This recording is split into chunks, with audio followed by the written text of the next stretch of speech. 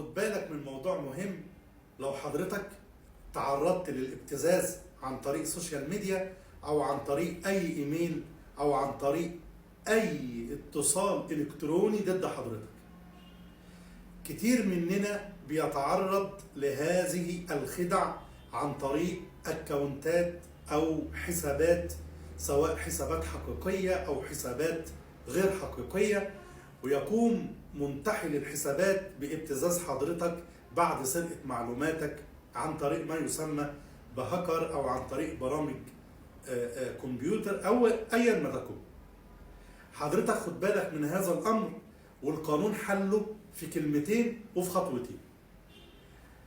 حضرتك بتاخد الرسائل، والرسائل دي غالبا بتحتوي على اي بي، فحضرتك بتاخد موبايلك او بتاخد جهازك وبتروح تعمل محضر، والمحضر ده بتروح بعدها لمباحث الانترنت او مباحث التليفونات، وبيقوم المهندس الموجود طرف النيابة في مباحث التليفونات بفحص جهازك سواء الموبايل او سواء اللابتوب بتاع حضرتك، وبيستخرج من الرسائل اللي بتتبعت لحضرتك دي الاي بي الخاص بالرسائل اللي بتجيلك، وعن طريق الاي بي ده بتوجه تهمة لصاحب الجهاز او صاحب الحساب اللي هو بيبتز حضرتك، وبيتم تتبعه ومقاضاته، وان حضرتك تاخد حقك على فكرة بمنتهى السرعة وبمنتهى السرية. بتقدر